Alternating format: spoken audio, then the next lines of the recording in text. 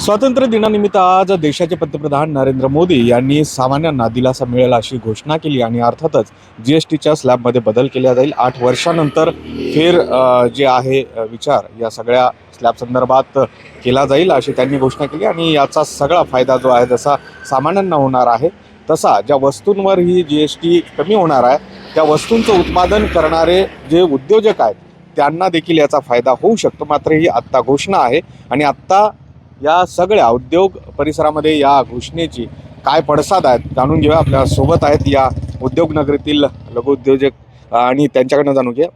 आपने सुना होगा पंतप्रधान जी ने आज घोषणा की है बड़ी और दिवाली अभी आई है, तो कितना फायदा होगा उससे और इस घोषणा को आप कैसे देखते हैं? क्या कब तक फायदा हो सकता है इसका? असल में देखा जाए तो आदमी आज का आम मानुस मैं कई इंडस्ट्रीज़ की बात मैं बाद में करता हूँ। आज आम बंदा हर स्टेप पे, हर खरीदारी पे कितने तरह के टैक्स देता है। इन द सेंस एक भी चीज़ ऐसी नहीं है कि जो टैक्स के बगैर है। आज हम एक्सपेक्ट कर रहे थे कि मोदी साहब कुछ ना कुछ बोलेंगे। ऑब्वियसली उन्होंने बोला, उनका ये वेलकम स्टेप है कि हमने उसको रिसीव भी किया। अच्छा बोला उन्होंने। अभी इसकी घोषणा तो उन्होंने कर दी, लेकिन अभी एप्लीकेबल कभी होता है। आज सबको मालूम है कि एक आज का बंदा मतलब कि टैक्स के नीचे झुका हुआ, उसके घर पे कुछ भी नहीं जाता, सारे के सारे गवर्नमेंट को पैसे जाते हैं। आज अगर मैं डिटेल निकालूँ, मैं फाइनेंस का बंदा हूँ, अगर मैं उसका डिटेल निकालूँ तो जो सैलरी अगर मेरे को 1 लाख रुपए मिलती है, अगर उसको मैं महीने भर में खरीदूँ, इनकम टैक्स भरूँ, TDS भरूँ, करते करते 60% मेरा उधर चले जाता है। तो 40% में मैं क्या करेगा? आप मेरे को बताओ। एक छोटा पंक्चर होता है ना, सब छोटा अगर आपने शाम को नाश्ता करना है उसके ऊपर भी टैक्स देना पड़ता है। अच्छा। सो कहने का मतलब कि इनकम टैक्स काटने के बाद में जो हमारे पैसे मिले वो तो हमारे होने चाहिए थे। लेकिन आप कुछ भी लेने के लिए जाते हो बाहर में तो वो टैक्सेबल है। टैक्सेबल इन द सेंस उसके ऊपर में GST लगती है। GST का परसेंटेज हमको नहीं मालूम है। कौन डिसाइड करता है? बड़े बंदे डिसाइड करते हैं और उनको ये नहीं मालूम होता है कि डाउन द लाइन ये बंदे जीते कैसे हैं, उनको नहीं मालूम होता हे है। 8 साल से हो रहा था. 8 वर्षापासून हे सगळे बदल होणं अपेक्षित होतं जसं पंतप्रधानांनी सांगितलंय. आत्ताची काय परिस्थिती आहे उद्योग विश्वामध्ये आणि याचा काय परिणाम असणार आहे? खरं तर आज एक सुखद धक्का दिलेला आहे आणि गेल्या काही दिवसामध्ये आपण पाहतोय की अमेरिकेने आयात धोरण जे पहिलं 25% वाढवलं होतं आणि त्याच्यानंतर लगेच एक दुसरा धक्का दिला, ते अजून 50% पर्यंत नेलं आणि ह्या धक्क्यामुळे भारतातील उद्योग हे संकटाच्या खाईमध्ये आले होते. आपल्या भारतामध्ये कमीत कमी 16 ते 17 प्रकारचे टॅक्स हे उद्योजकांना भरावे लागतात आणि हे टॅक्स भरता उद्योग इथले वाचवावेत का बंद करावेत हा सगळ्यात मोठा प्रश्न आपल्या भारतातील उद्योजकांना होता. आणि नवीन स्टार्टअप उद्योग जे उभे राहणार होते आणि हे उद्योग उभे करण्यासाठी थोडंसं उद्योजक माघार घेत होते, कारण पुढील काळामध्ये जर चायनाचं उत्पादन या ठिकाणी आलं तर एवढ्या महागाईमध्ये आपले उद्योग टिकतील का?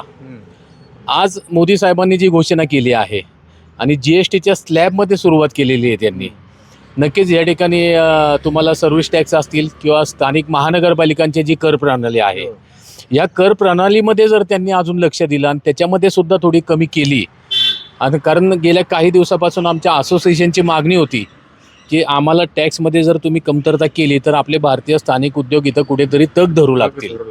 आणि आज आता मात्र अपेक्षा आहे की त्याला कुठेतरी संजीवनी मिळेल आणि म्हणूनच आत्ता जसं मी यांना विचारत होतो की आता उत्पादनं सुरू झाली आहेत का, कारण की दिवाळी फार तोंडावर आलेली आहे आणि ही जर लवकर अंमलबजावणी झाली तर मग जे उत्पादन होतील त्याही स्वस्त दरात मिळतील. अनेक जीवनावश्यक वस्तूंवर हे GSTच्या स्लॅब संदर्भामध्ये निर्णय दिसतो हा. नक्कीच होईल, कारण सध्याला जर नीट विचार केला तर आपण मटेरियल प्रोक्युअरमेंटवरती 18% GST भरतो, कन्व्हर्जनवरती 12% भरतो. डेफिनेटली 30%चा इम्पॅक्ट हा जनरल जे काही युजर आहेत, एंड युजर आहेत त्यांच्यावर जात होता.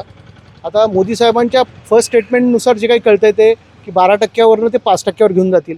7% जरी इम्पॅक्ट वाचू शकले तर एंड युजर जे आहेत, जे आपले सर्वसामान्य लोक आहेत, जे छोट्या गोष्टी घेतात, मेडिसिनल आहेत किंवा बाकीच्या गोष्टी आहेत, त्याच्यावरती त्यांना तो 7%चा इम्पॅक्ट म्हणजे बराच होणार आहे. 100ला 7 रुपये म्हणजे जवळपास 1000 रुपयाच्या खाली मेडिसिन नाही आहे. 70 रुपये पर मेडिसिन्स मागे त्यांचे वाचणार आहेत.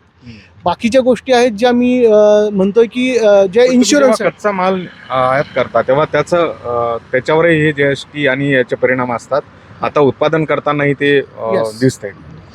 डेफिनेटली आहे. आणि आपण जरी इम्पोर्ट केलं तर इम्पोर्ट ड्युटीज वाढवल्या आहेत किंवा त्याचे म्हणजे व्होलाटाईल आहे सगळं. तुम्हाला हे नो वन कॅन प्रिडिक्ट की डॉलर रेट काय आहे. डॉलर रेट व्हेरी होतो आहे. आज जर मी काही एखादं कोटेशन दिलं एक्सपोर्टसाठी तर आज होता 87.90 रुपीज काहीतरी होता रेट.